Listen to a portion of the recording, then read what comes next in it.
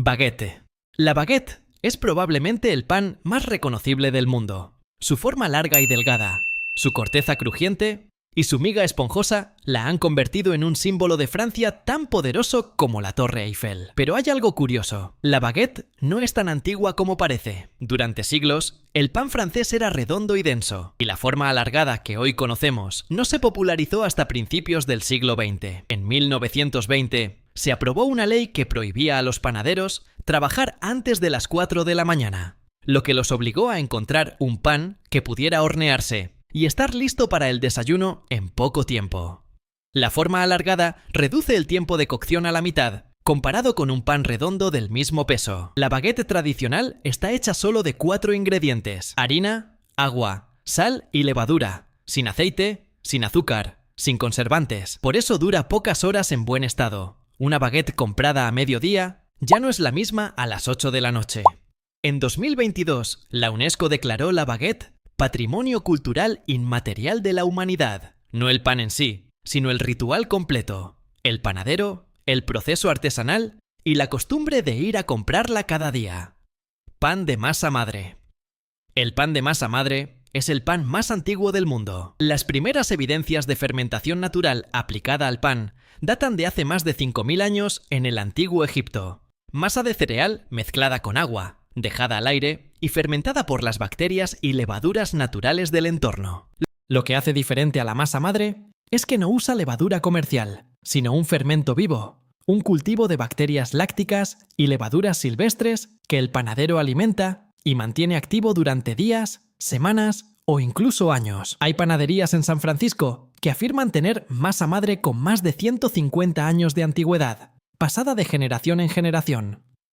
La fermentación lenta, que puede durar entre 12 y 48 horas, produce ácido láctico y ácido acético, que es lo que le da al pan su sabor ligeramente ácido, su corteza gruesa y su miga con grandes alvéolos irregulares. También lo hace más digestivo que el pan convencional, porque las bacterias predigieren parte del gluten y los azúcares durante la fermentación. Durante la pandemia de 2020, las búsquedas de masa madre en Google se dispararon un 4000% en todo el mundo, y millones de personas confinadas en casa redescubrieron el pan más antiguo de la historia: pan integral. El pan integral no es simplemente pan con color más oscuro. La diferencia está en la harina. Mientras que la harina blanca usa solo el endospermo del grano de trigo, la harina integral utiliza el grano completo, el salvado, el germen y el endospermo. El salvado aporta fibra, el germen aporta grasas saludables y vitaminas del grupo B, y el endospermo, que es prácticamente almidón puro, es la parte que el pan blanco conserva, y las otras dos desecha. El problema es que el mercado lo falsifica con frecuencia. Muchos panes llamados integrales están hechos principalmente con harina blanca, a la que se añade un poco de salvado para darle color y textura. La única forma de verificar que un pan es realmente integral es que el primer ingrediente en la etiqueta sea harina integral, no harina de trigo con salvado añadido. El pan integral tiene un índice glucémico más bajo que el pan blanco, lo que significa que el cuerpo lo procesa más lentamente y genera picos de azúcar en sangre menos pronunciados, lo que lo convierte en una opción más saciante y equilibrada. Focaccia.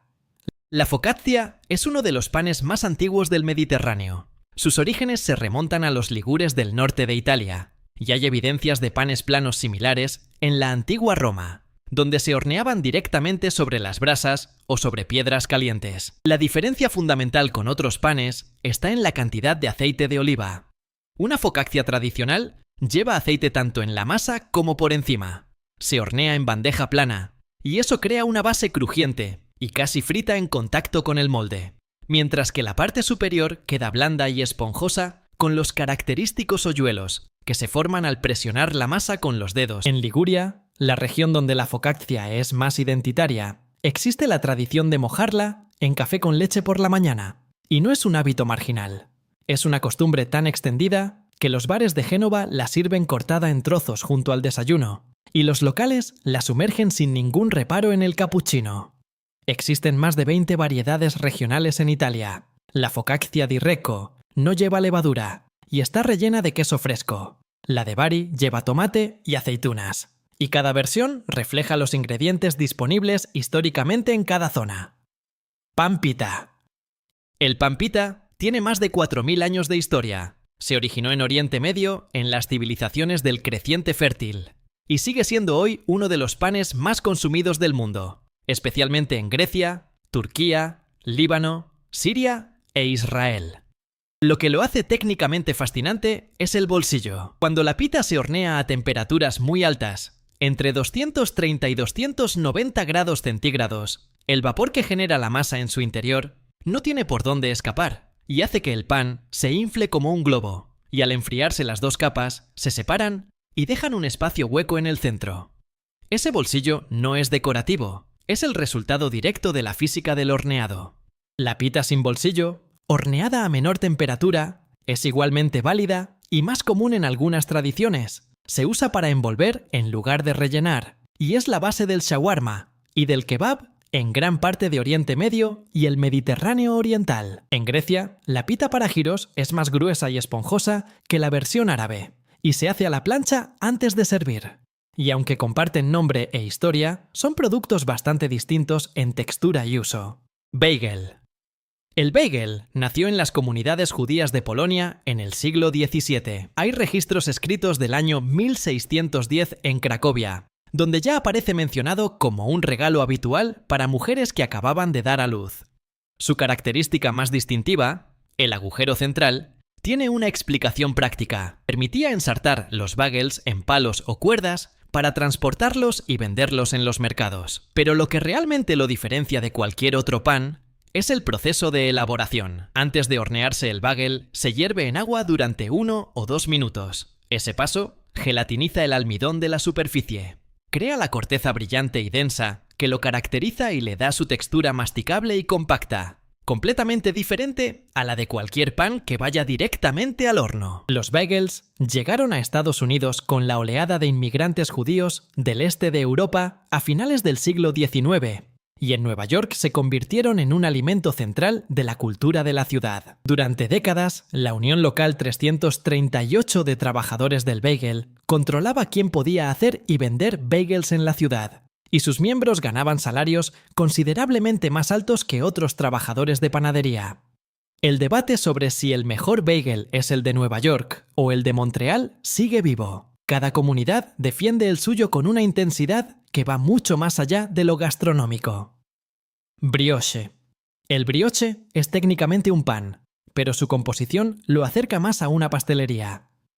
La receta tradicional francesa lleva entre un 40 y un 80% de mantequilla en relación al peso de la harina, además de huevos, azúcar y leche, lo que lo convierte en un pan extremadamente rico, con una miga amarilla, tierna y casi sedosa, y una corteza fina y brillante que se consigue pintando la superficie con huevo batido antes de hornearlo. El brioche tiene un vínculo histórico con uno de los momentos más célebres y malinterpretados de la historia. La frase que coman brioche, atribuida a María Antonieta durante la Revolución Francesa, nunca fue pronunciada por ella.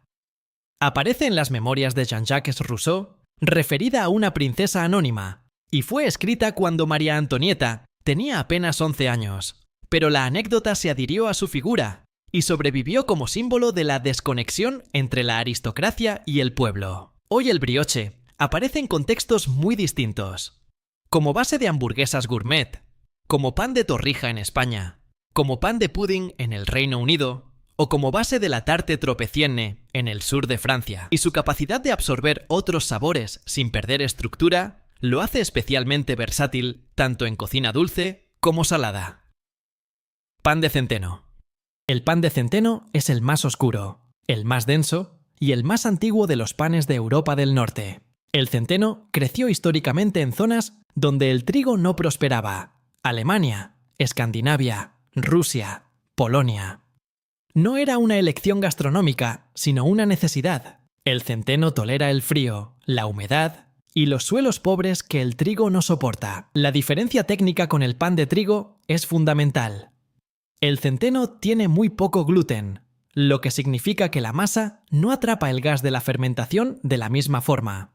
Y el resultado es un pan más compacto, menos esponjoso, con una textura húmeda y casi gomosa que puede sorprender a quien no está acostumbrado. El pumpernickel es la versión más extrema del pan de centeno. Se hornea durante 16 a 24 horas a temperatura baja, y en ese proceso, los azúcares del centeno se caramelizan lentamente a través de la reacción de Maillard, la misma reacción química que dora la carne y tuesta el café, lo que produce un pan casi negro con un sabor intenso, ligeramente dulce y con notas que recuerdan al chocolate o al café. El pan de centeno tiene el índice glucémico más bajo de todos los panes convencionales, y en países como Finlandia o Alemania sigue siendo un alimento básico diario, no un producto de nicho ni de dieta. Es simplemente el pan.